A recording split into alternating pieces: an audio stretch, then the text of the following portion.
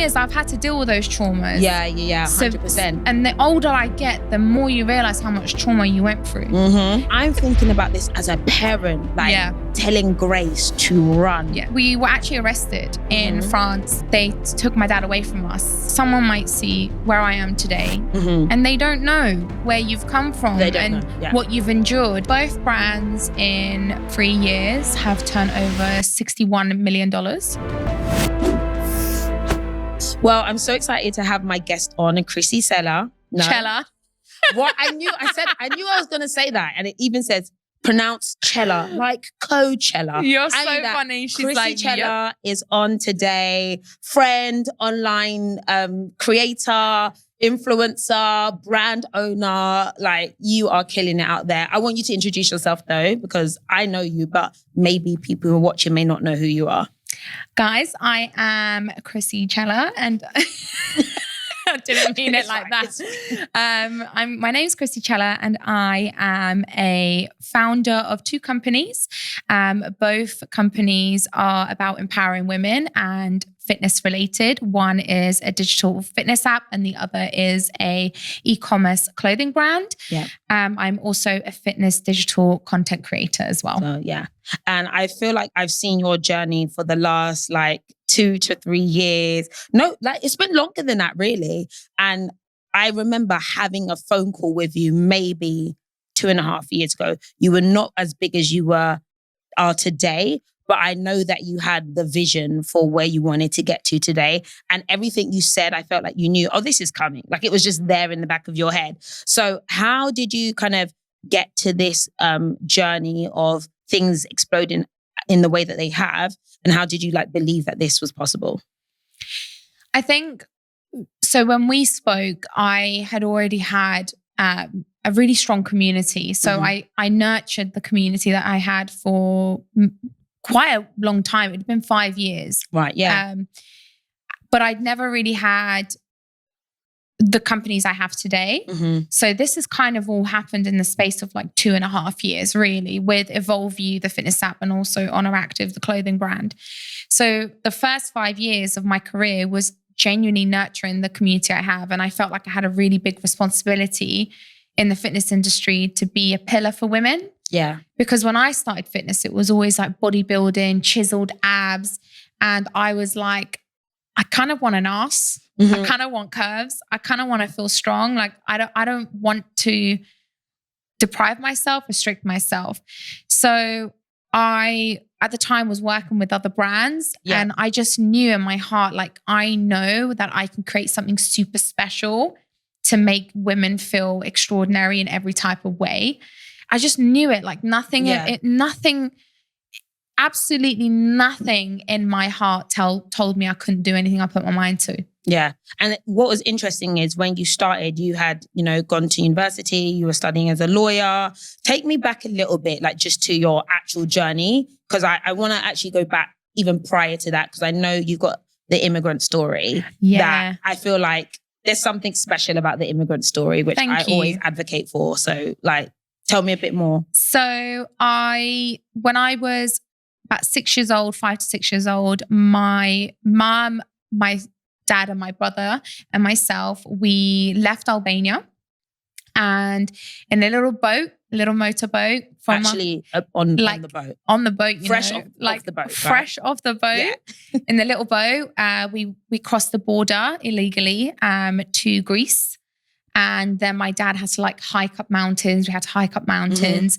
And then from there, we was in the back of a lorry.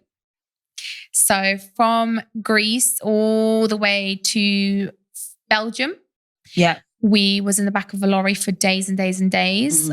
Somehow I still remember that lorry just because it was so cold. Yeah. And my mum and dad did everything they could to get us to where we are today. We ended up being homeless for a couple of days because we got caught in the lorry. Was that in the crossing between Belgium and the UK? Yes. Right. So we got caught. I believe the lorry driver was like, something's going on back there. What is going on back then? It happened to be a banana lorry. So there's so many bananas. So at least we didn't go hungry, but we were cold. we were in the back of the lorry eating the bananas. And you know what? Like this, you can laugh and I can laugh. This is very much not cute. This is traumatic. It's not right? cute. But it's really crazy how mad things can happen to you, especially as an immigrant. So my dad was deported and the police came to the house when I was about 5 or 6. See, that's traumatic. And they took him. No. And like when people tell me, I forgot to talk about this for a long time. I was like, yeah, my dad was deported. And I would laugh about it, but realizing that's actually like childhood trauma that actually shapes who you end up becoming. Yeah, because that's why you're here. That's probably why, because I'm so scared of loss because I've had something ripped away from me in such a traumatic way. Yeah. And then you're like, yeah, I was in the back of the lorry eating bananas. But what can you do? You're going to laugh or cry? Like, what am I going to do now, you know? Boy. Like, the thing is, I've had to deal with those traumas. Yeah, 100%. And the older I get, the more, like you've just said now, the more you realize how much trauma you went through. Because you don't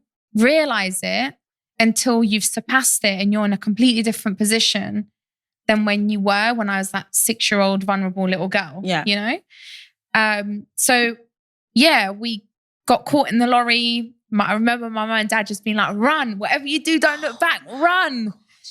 It was like, so that's what I mean. I'm smiling about it now. I'm smiling and I'm crying. And I'm thinking about this as a parent, like telling Grace to run. Yeah. Like, that is like the fear and confidence they must have had in you that you lot are going to follow because you're all under pressure together and then actually being able to do it and to get out. That is like, just deep that for just a minute because like imagine, that is insane. God forbid that ever happened, but imagine that happened now. What do you do? Yeah. What scares me the most is that it still happens now. Yeah. Like there are people actually still trying to, I don't want to get political, but there are people who are still trying to come over on boat. It's insane. So sorry, you ended up settling, coming to school here. So we ended up we were actually arrested in France. Funny enough, they took my dad away from us. Right. Yeah, so they took my dad away from us. My mom, myself and my brother, because my brother was so young, and I was so young, they were like, oh, this family's like an innocent family, let them in. So then my dad followed through afterwards. And I'll never forget being in the Home Office in the UK when they let us through. And my dad was like, do not say a word, do not smile. You do everything they say or they won't let us in and they'll take you back. And I was so scared, shaking. And there's a picture of me, the first picture I ever took in the UK where I'm just smiling at the camera looking up because I was so excited to be in this new country. So then they took us to, they have facilities where they house asylum seekers in the UK. So we were there with all these different families from Poland, Ukraine, like everywhere, right? There was all this networking. At the time, we were staying in like these areas and someone grassed my parents up for leaving us on our own. Yeah. And so we got taken. My brother and me got taken and put into social services. And I was like, scream like, leave me alone, give me my mum back in Albanian because I didn't speak English, right? So at this point, I don't know what these English folks are saying. I'm like, give me back my parents. Oh gosh. So for like 6 months, I was with some random English 6 months family. That's a really long time. Yeah, they wouldn't give us back. Yo, you know, I hate these stories. Like, I'm traumatized. Listen, if I was going to bring up another trauma story, but I'm like, do we want to talk about this? Do we need to like relate? Do you know what? I think it's important. You know why I think it's important? Because I feel like you see yourself or someone might see where I am today and they don't know where you've come from and what you've endured. And, you know, you want to talk about what shaped me. That's what shaped me. That's in a way what I always look at whenever I say, I can't do this today. I can't be bothered. I think back and I think I'm not going back. Like I have come so far. I know I can achieve everything I want to achieve. I know I can do everything I want to do because I overcame that. Yeah. So I think it's good to tell people. It's good, but no, it is good. And I think it's, unbelievable sometimes. But I know this story for so many different immigrants who've faced this. And like even the same one, like my mum was arrested and put into a police station, but she'd left me and my 3 and 6-year-old. My sister was 4 and I was 6, and she'd left us at home because she would like work on the trains at night. Okay. So and my dad had been deported already and she had to work. And she like begged and cried to a police officer who then let her come home to her children. But they were going to take her away that night and deport her. And I remember her telling me the story and being like, well, it happens. Like she was literally so like, this is just how what it's like. And I think so many people go through these kind of situations, but it actually ends up shaping them, especially the women. So like this may be why you are quite strong as alpha. a female. Especially after seeing what happened with your dad, and your dad was arrested. And then I saw what happened with my dad, and my dad was taken away. Yeah, so it's almost like, oh, even the men can't even save me, so I have to almost save myself. Facts. So these are very much framing things that happen, but there's pros and there's cons, but we are where we are. Anyway, moving on. How did you end up kind of building your online community? Like, what was the moment that you're like, okay, I'm going to start this and then actually think about monetizing that? Or was that something you weren't even thinking about? At the time, I wasn't thinking about it, honestly. Like, I was at university studying for my law degree, and I had just like kind of got into fitness for myself. I'd got cheated on at the time from this guy I was like so in love with. I was like, oh my God, I'm going to marry him. Love my life. Yeah, okay. I was like, relax, honey. How did you find out he cheated on you? You know when you know, your gut is like, I knew something was shady and wrong. I was like, you're taking ages to reply to me. You're out all the time. Where are you? Like, oh no, were you that girl? I wasn't that girl. He made me that girl. Like he made me. Do you know what it is? I'm not that girl. You make me that girl. Okay. Like, I feel like this is where women are not like that. But when you're doing some weird stuff, we become like that because it's like, you're making me like that. Yeah. Yeah. We talked about this in the Mike episode about giving a girl access to your phone. So I have full access to his phone, but so I don't have any of those thoughts or feelings, but I can imagine girls going crazy when they don't have access. But usually it's because someone's trying to do something dodgy. That's what I'm saying. Access. Like, why are you scared? If you're innocent, give me access. Why are you scared? That's what I want. Yeah. Why are you scared? But it's just, no, I have access to everything, and so does Brett. Like, it's not even a big deal, but it's not a big deal. It's like, not a big deal. What do you mean? Like, if you're being all weird next to me, we need to talk about that. Exactly. That's some bookie. Like, sorry. But yeah, so at the time I got cheated on. So then I honestly went to the gym because I didn't feel like I was good enough. Because I was like, if I can get cheated on, there's clearly something wrong with me. Like, is it the way I look? Is it the way I am? Is it the way I speak? Is it who I am? I didn't like myself. Like I had a lot of self-hate. So I went into the gym. I started working out. It wasn't easy. I signed up, didn't go. Signed up, didn't go. It was one of those things. And then I was like, do you know what? I'm going to go do this. At the time, I was dealing with a lot of personal stuff and family stuff, and it was quite traumatic. And the gym was my escape. It was my safe haven. It still is till this day. And I just started recording myself. I thought I looked cute. And it was the first time I felt like I looked good in a long time. And I was like, I feel like I look good. And I recorded it and I just posted it on my personal account. I didn't think much of it. If anything, thinking back now, I think I posted it because I may have wanted like his attention back. Right. Honestly, when I think about it, because I never used to post anything really. Or I'd post like cute little outfit pics, but never fitness. I didn't know what I was doing. And then I got in this habit of like posting my journey for myself. That's why it was never an intention. 7-8 years ago, no one was making money.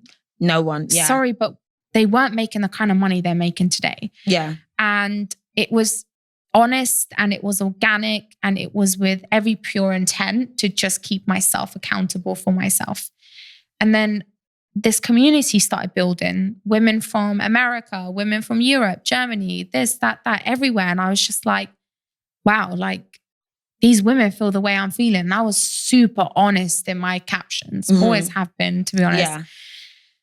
And we grew a big community. We grew to about 100 And then I started working with Women's Best. Yeah. They poached me at the time and I was like, oh my God, I can stop waitressing now. Yeah, wow. Like, so you were waitressing and still like, making content and studying still as well. Fab. Yeah. Okay. So I was studying full-time to get my law degree.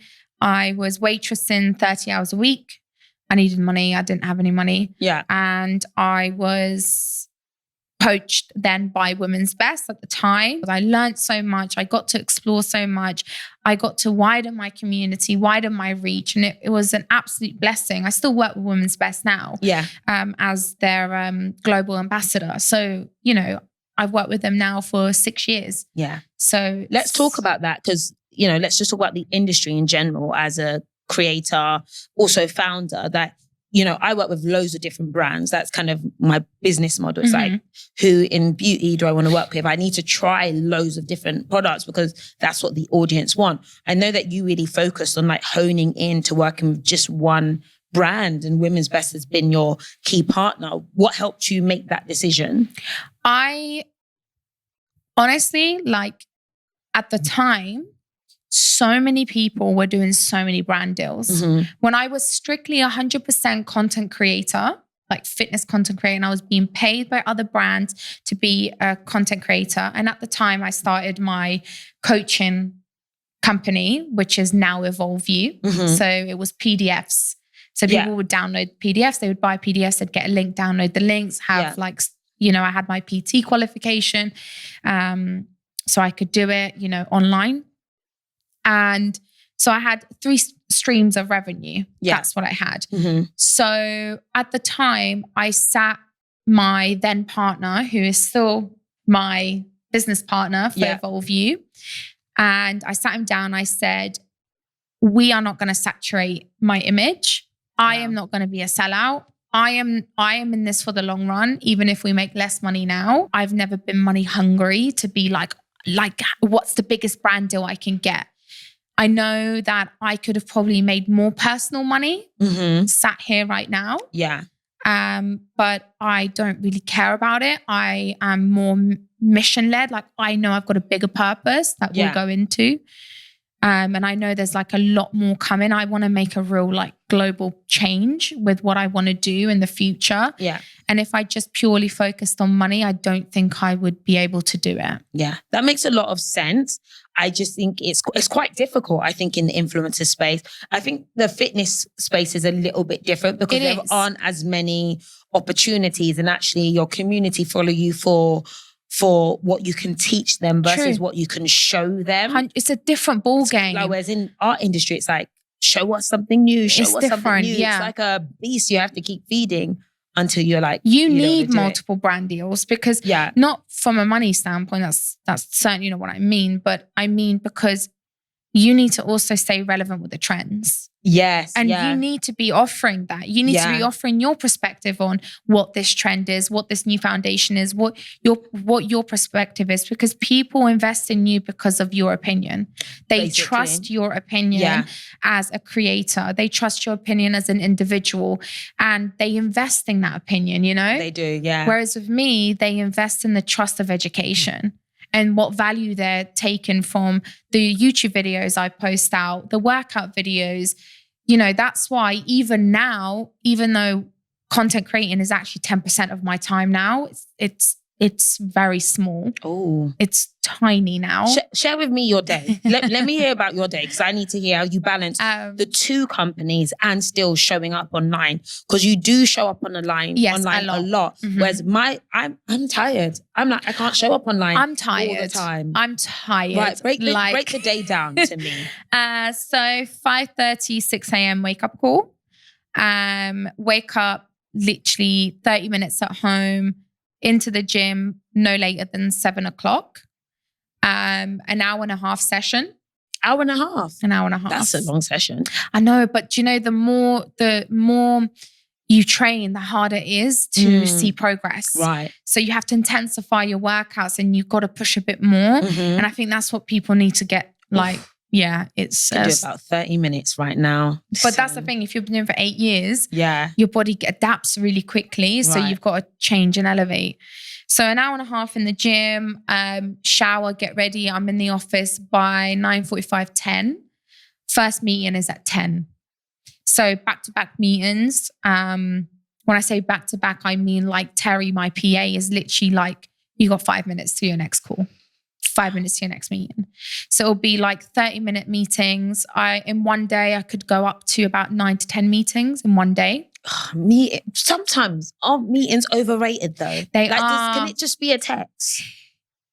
Can it be a voice note? A little voice note, like back to back. No, do you know what it is? It's true. So that's why I concise my meetings Monday to Wednesday. Okay. So Monday to Wednesday is the only time you'll get me for meetings. Got it. Friday's my free creative thinking day. Right. So on Friday afternoon, do not talk to me. Yeah. Like, do not message me. Do not talk to me. I don't care how blunt that is. I don't care if you need me. If the house is on fire, you should have dealt with it. Well, you know what I mean? This is really powerful though. In terms of I need my time. Control of your time. Yeah, I need my time. Those boundaries. I have to have boundaries. I had to put those boundaries in place.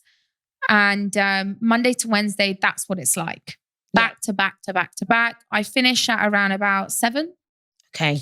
And then if I have a nail appointment, it's at 8:30 in my house. Nail appointment at home. This is the levels now. They have to come to you. Do you get your hair done at home as well? No, hair I have to go, but I do on weekends. So all my appointments are weekends. Okay. Do you have weekends off still? No. What's your weekend saying? My weekends are my content days. Okay. So I have a really understanding partner who understands the vision and he supports it. So on Saturdays, I'm content creating, like I'm making about 4 to 5 videos on a Saturday. Yeah, I need Michael to hear this. No, he's actually very supportive. But again, I have a family as well. That's so then different, balancing having children and being present and there's a lot going on in that. I've recognized that I have to kind of... Like I've needed to get a dog walker now. I love my dog so much. Really? But like at the same time, I take my dog with me maybe twice in the office. But then 2 of those days out of the week, she's with a dog walker because I can't keep up with it. Yeah. Do you feel like you have had to sacrifice an element of like youth and fun to build what you're building? Massively, yeah. And how do you feel about that? I'm fine with it. I think I'm so blessed to be even sat on this chair talking about these things with you that I just think I wouldn't have it any other way. I have fun. Yeah, like I don't need to have fun all the time in the sense of, and fun is different for different people. Like fun can be going out drinking, getting mashed up, right? Yeah, but that's not fun to people like grandmas like us. It is not fun. I have to wake up early in the morning. Like, you know what I mean? Fun to me is that at times. Like, don't get me wrong. I was at Magic Mike the other week, like fabulous. We're having a good time. Yeah. We're doing shots, having a good time. We're dancing on bars in Mykonos. It is like, I have my moments. But fun to me is building product. You know what I mean? Being with my team. Like when you all look at each other around the room and you're like, we've just created something incredible for our community. That's like, I get goosebumps even thinking about it because I believe in it so much. So fun is completely subjective to the individual, I think. What I love about you is that you're not afraid to talk about like the numbers, and I really appreciate that transparency. When it comes to both brands, like what do the numbers look like and how much have you turned over and how have you managed that? So both brands in 2.5, 3 years have turned over $61 million. Wow. So Oner in itself in 24 months made 32. 24 months. I can't imagine you thinking that was where the brand was going to go. Absolutely never. And that's, I think, look, when I launched Oner with my co-founders, I never sat there and I went, yeah, we're gonna blow up. I launched one legging. One legging only. One legging, hoping for the best. That legging had so many disasters. Like, really? Yeah, because I didn't know. I'm learning the job. I didn't have the right team. I have the most incredible team now, and I never anticipated the level of growth ever. And we didn't plan for that level of growth. Hence why we were always out of stock. And people would build so much frustration. I don't blame them because they just want to look good in the legging, right? Yeah. And then we never had the stock. So now we're at a much better position where we're forecasting way in advance, and we have, more sizes in stock, and we have better color ranges and more variety.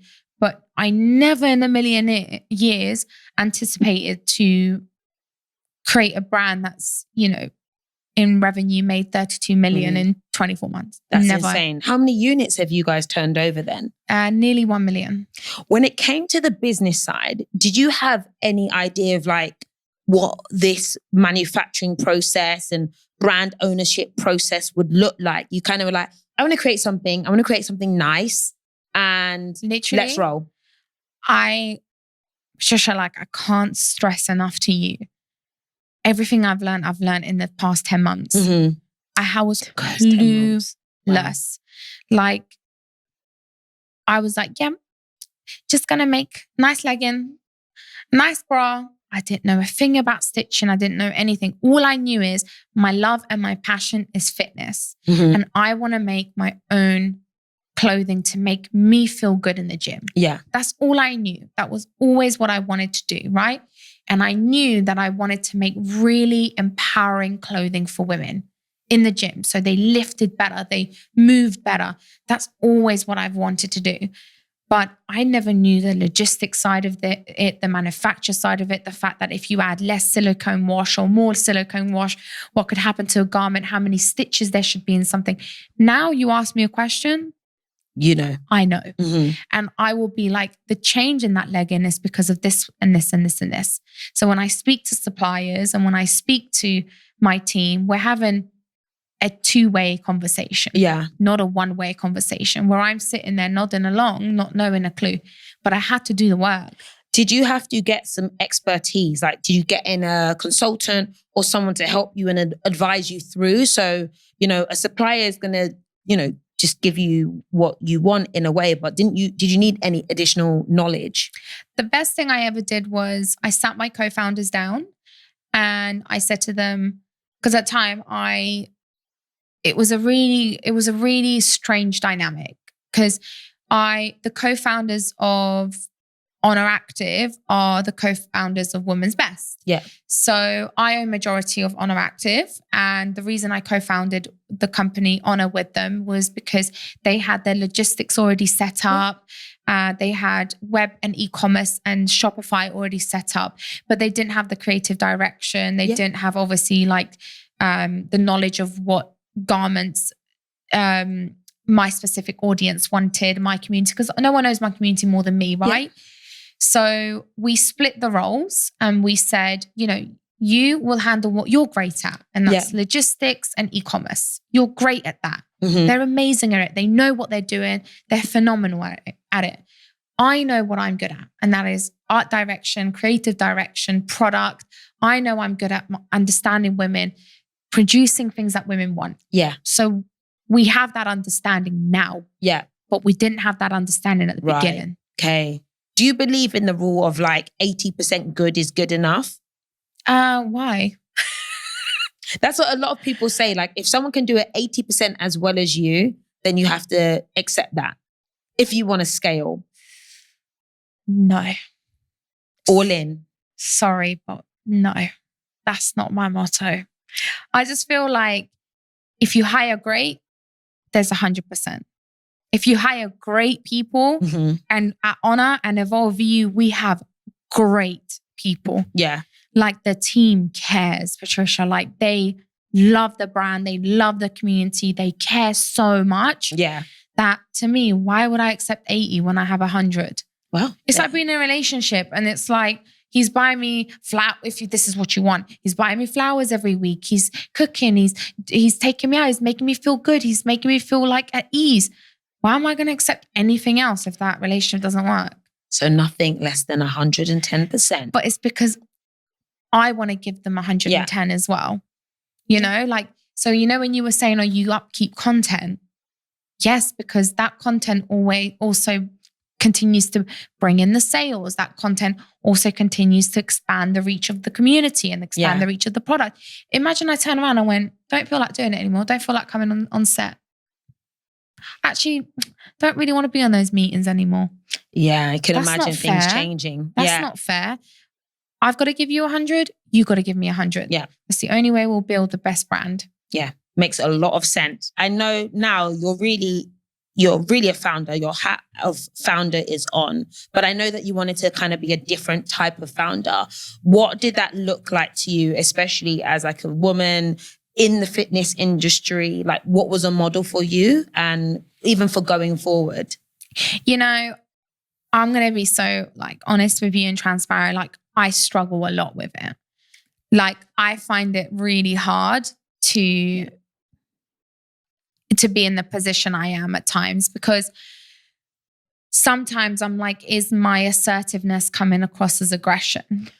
Is my, let's talk about this. Like, honestly, and it's like, is my bluntness coming across as rudeness? Is my no coming across as aggressive? Like, I don't know what the boundaries are, because my family are 2 immigrant parents who was a checkout girl and a lorry driver. Mm-hmm. You know what I mean? Like, my parents haven't had scrap.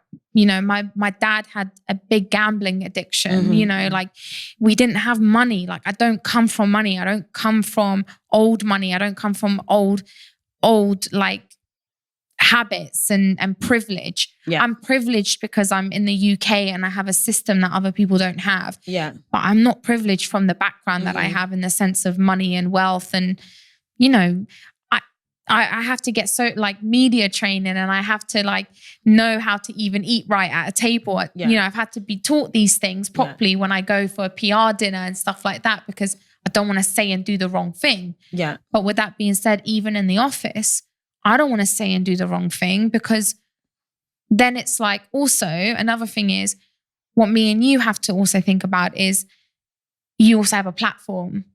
So if you say and do the wrong thing, even if it's not said and done the wrong thing, what could happen? Yeah. So, and I've dealt with that a lot. And I want to go back to that abrasiveness thing. If you feel like sometimes you come across as too abrasive, but I think a lot of men would never have to have that thought about themselves. Yeah. And like, if you are a woman who's not the most, it sounds so crazy to say this, but the most feminine or the most, I'm not feminine. Like I'm very alpha. So I'll be the first to admit that to you. And I feel exactly the same. I think there's sometimes like when I feel like I'm coming across as just too masculine sometimes. And I think that like I don't even want to say this. Just say it, you can say it. But sometimes in my head, I'm like, I feel like I'm a bit too manly. Like, but then I also like that. But I think that there's something about that quote unquote masculine energy, which may not actually be masculine energy. I think all of us may have this spectrum of energy in us. We just need to tap into it. Might be a secret to success. And one of the key factors of people who are successful in business, whatever, is like disagreeability. Like, people who are super agreeable would never get like really far ahead. So fundamentally, like, these are the traits that have actually brought you to where you are. Yeah. And is there an aspect of like leaning into this, but because you are a woman, you still fight yourself for being that way, which is kind of crazy. I'm always like, I don't know if you find this, but if you ever say something to your team and then you're like, should I have said that in a different way? Or should I have said that in a softer way? And then I'm like, I don't have time. Like, I don't have time to be nice. That's not what I said. No. You don't twist my words. No, but I agree. You always have time to be nice. I think everyone always has, like, if you're listening to this and you want to be a founder or whatever if you want to be a business owner, a leader, you always have time to be respectful and you always have time to be empathetic. Yes. Like, that's a fact, right? Yeah. When I mean time, I mean, I need to say something now so we action it now. Yeah. I can't beat around the bush. Yeah. I can't be like explaining every single decision I make. Just yes is a yes, no is a no. That's basically what I mean. So if you ask me a question, I'm like, no, we're not doing that. Let's just action it. And then I can explain it to you later on. Mm-hmm. Because the thing is, time is of the essence, especially when you're working with product and especially when you're working in coding and digital product and a fitness app. Yeah. Because when that app goes down and someone is in a workout and their workout screen goes blank, I need to make an executive decision of what we do next. Yeah. Do we do a formal apology? Do we offer free workouts? Do we give them their money back? Like, I need to make that decision so I can protect the company in the bigger picture. But I think every single leader needs to be respectful, empathetic, and they need to be nice. If you are rude and if you are nasty, you shouldn't be in the position you're in. Yeah. That makes a lot of sense. It makes a lot of sense. And I think nice is definitely a spectrum because, again, respectful could be seen as nice, even if the tone isn't, by the way, like lots of extra fluffy words around it. Direct sometimes may not be considered nice. But it may be depending on who you're talking to. So you have EvolveYou and you have Oner Active. And where do you see things going like over the long term and what's the impact you want to have? So for me, one of my biggest dreams has always been to, when I pass one day, I want to be known to have made a true impact. Like, yes, it's great making leggings that make women feel confident. It's great offering workouts online and whatever, but like a true impact that's so engraved and it's like a big global impact. So one of the things that we really want to do is I'm working right now on something really important and near and dear to my heart where 1% of all sales will go towards. Don't want to talk about it too much because I don't want to jinx it.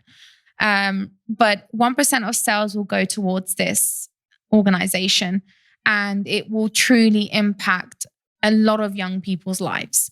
Because one day when I have children or they're at a certain age, I want them to understand what a privilege it is to move their body and for it to just be the norm. Yeah. Because I feel like especially in UK schools, we don't value health and health education and moving our bodies the way they do in the US schools. Do you know, I want to talk about that actually just to touch, but especially because I think it depends on the kind of school you go to. Yes. So, and if you can afford it. And so my daughter's at private school. Yeah. And it's like sports 3 times a week. There's tennis after school. There's this, that, there's swimming club, there's this. And I was like, you lot are doing a lot of physical activity. Did you do that when you were? I did zero. Same. I had PE once a week. You did rounders. That was it. Yeah. And now I'm like, my brain is still struggling. Like, why do they need to do so much activity? And now I'm like, it's good for them. It's so really good. But I realized I just didn't have that opportunity. Tennis club, all this other stuff. And I think it's crazy. But this is why kids who have more resources are probably flourishing more because of that physical aspect. And I think that has to be, looked at a lot. A lot. And I think that also we have to look at the facts. So the number one killer in the US is people being overweight. Okay. Scientifically overweight. Right. So, and that is because of poverty, lack of education, the food, and not knowing how to move your body, resources, especially in like underdeveloped areas.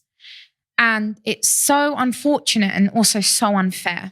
Yeah. And it's so difficult, especially if you are in a family where it's not the norm to move your body. That's what you're not going to know to move your body. So for me, you have to, in order to make a big impact, you've got to tackle it from the start. Yeah. And you've got to tackle it from young. Teenagers are highly impressionable, right? And it's actually shown and suggested that people should be strength training from the age of 15 to 16. So to me, that's ringing alarm bells because to me, strength training is the thing I'm most passionate about. That is what I want to do for as long as I possibly can. It's what I've built both brands on. Yeah. So if strength training is highly impactful and you should be doing it at the age or start doing it at 15 to 16, in my head, I'm thinking, why are we not making a change? Why are we not offering young men and young women the facilities to do that? Because especially young men, especially now in society where there's so much pressure on young men, highest suicide rate are men. Yeah. pressure on men, not just women, men as well. Let's consider men as well. Number one killer of men under the age of 40 is suicide. Right? That's the biggest killer. And it's just like, so why are we not helping them in a 360 way? Physically, mentally? Because at the end of the day, if I can put a young man in the gym rather than on the streets fighting, that to me is an impact. I love that. But I think there's always like value in information and conversations like this. And there are many women who genuinely care. Like, of course I care. I think people are people. This is the question I wanted to ask you. People are people, no? Yeah. Like, of course. Like, if for me, I love helping women. It's what I do every single day. But to me, if I can build a gym in a school, I want to build that for everyone. Yeah. I'm not gonna stereotype and be like, it's just only for women. Like, 100%. No, everyone should be moving their body. Everyone should be honoring their body, you know? I love that. The question I wanted to ask you earlier was, are you the oldest? No. You're not the oldest? I'm the youngest. Are you the youngest? You're the baby at home. Yeah. Wow. Because you were giving me oldest energy. I had to be the oldest. Why did you have to be the oldest? The reason I give older energy vibes, is my brother went to prison when I was 17 years old. Okay. And when he went to prison, it was the worst time of my life. Like, nothing even comes close. Really? Like, to me, like, I can go through anything now. Like, it's irrelevant, because what I endured when I was 17, watching my brother go to prison, my mum try and kill herself because of it, my dad losing his head. That's why I'm saying, like, to me, it's like there's no option to quit. Yeah.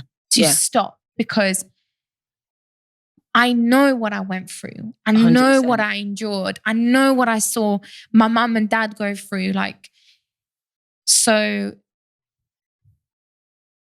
And honestly, that probably would have framed you so much. And that's why I could sense there's an intensity in your vision, but based on these things that you've had to deal with. And, you know, obviously that situation with your brother. So that's why I say for the young men thing. As well. And I think it's such a unknown topic that maybe sometimes it looks like there aren't women on men's side sometimes. But I think a lot of us, and, you know, we have these stories of men in our lives who have not gone down, you know, have not had the right path. Yeah. Right?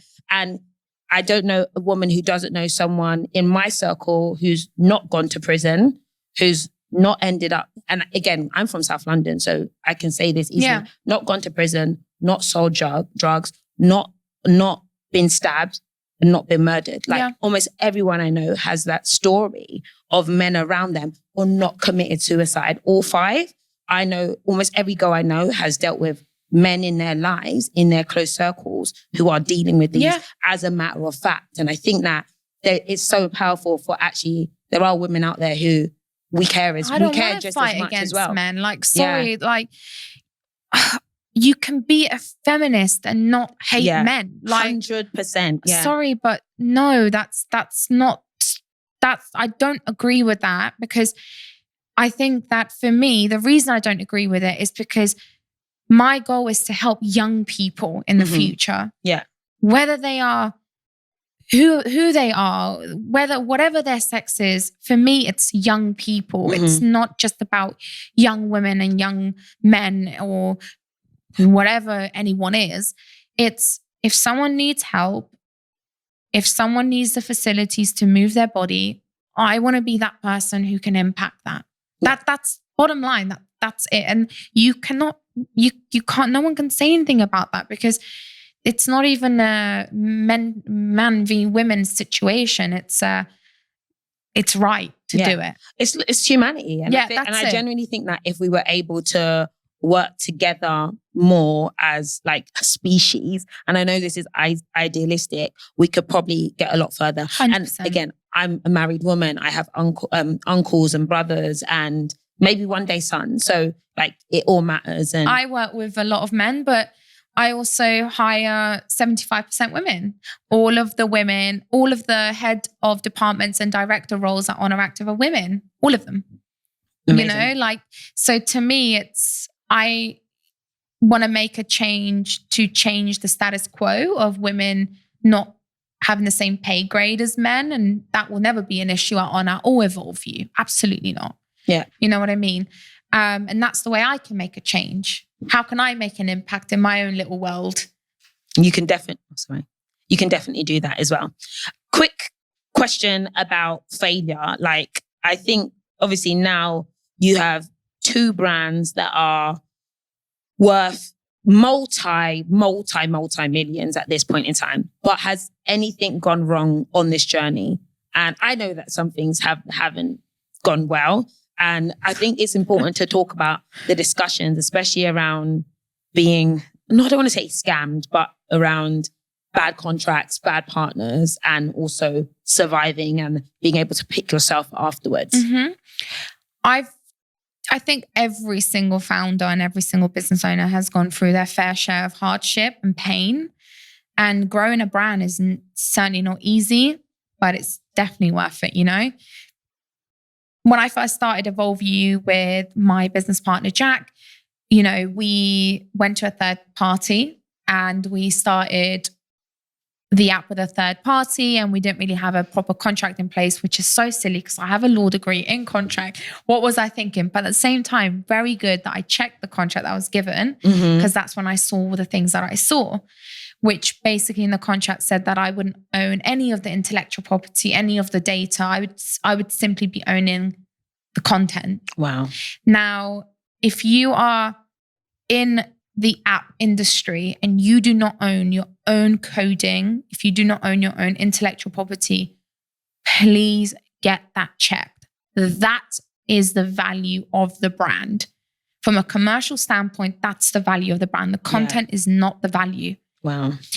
So that's why I didn't sign the contract. I was like, absolutely not. I want to own everything. But you had worked with them though. I just started working with them. The app was already built. Wow. Yeah, it already launched, everything. So whilst at the time it's called Tone and Sculpt. So at the time Tone and Sculpt it'd been a year in. Yeah. I feel like do I still have a version of the app on my you old can't. phones? If you do, I need to check your phone. Oh, let me check. No, it's fine. You shouldn't. Okay, I'll check. So maybe the PDF. Maybe, maybe. So at the time, it'd already been running and we had like 20,000 subscribers at the time, right? And behind the scenes, I was like 60 grand in legal fees. Yeah, I remember trying to get this person out of my nest. I was like, how do I get this and this person was trying to take everything, all the subscribers I'd accumulated from my community, all of the content I had paid for and I had built, and they were trying to take the whole app. And I was like, you lost your marbles. Wow. I was like, I'm not backing down. This is my community. These are the women that I've nurtured. You're not taking them away from me. Yeah. Anyway, so I was like, we can go down the hard way or the easy way. And actually there's no easy way. It's easy for me, hard for you. And eventually we won, but we had to transfer the entire app. And during that transfer of the app, we lost a lot of subscribers, thousands of subscribers, because the app wasn't working for months properly. Yeah. And I don't blame people. But then how could I explain it? Yeah, very hard. How can I explain it? The bottom line is you're providing a service. Yeah. The end user just wants the service. Yeah. Yeah. There's no oh, but this happened, but that happened. No. It doesn't work. If I'm paying for it, it needs to work. Yeah. And it wasn't working. Yeah. Of course, apps will inevitably always have glitches. Look at Instagram, look at YouTube. Every app in the world will, because of its server, its coding, a little error can happen, whatever. But this was a complete disaster. And it did cause a lot of pressure in my relationship at the time with my business partner, because I was engaged to Jack. Yeah. It caused a lot of pressure that just we the can stress of the time and what was going on. And we even had a discussion, I think, on one episode about working with a partner, and inevitably for you, it didn't work out. I would never in do that it again. Circumstance. Oh, you and your current partner, who are so cute together, by the way. Thank you. Do you keep all things work and business separate? Yes. Do you ever use him as a sounding board? Like, just want your opinion on things? Yeah. Of course. Okay. Yeah. I think it's important to open up to your partner. He knows everything that happens, and I know everything about his job.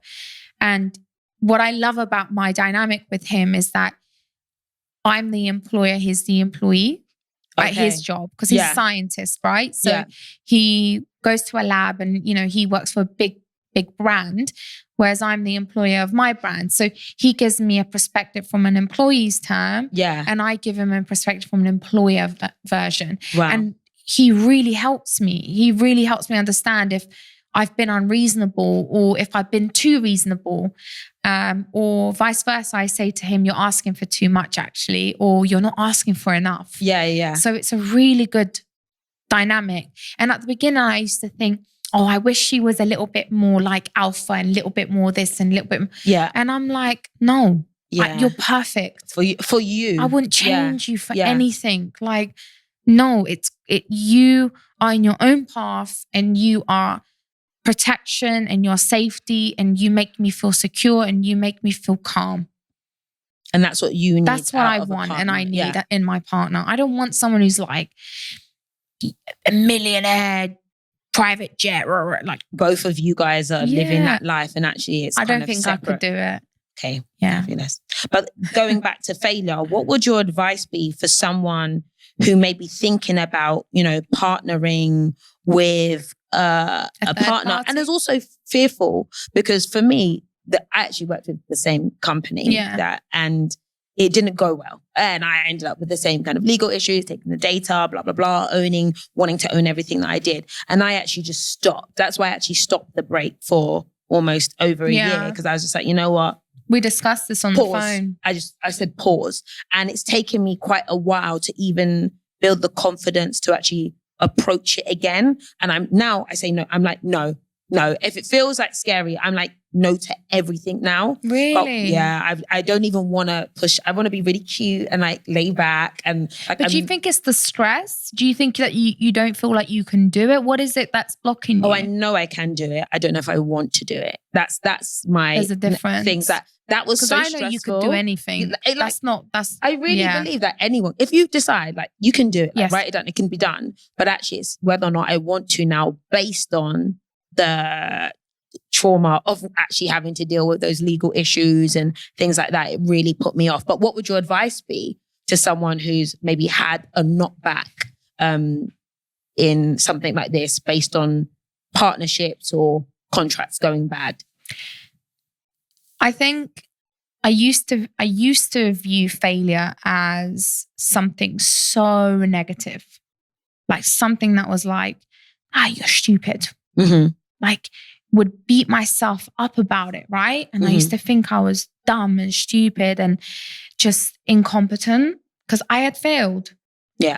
And then I sat back and I said to myself, now imagine a friend came to me with that problem.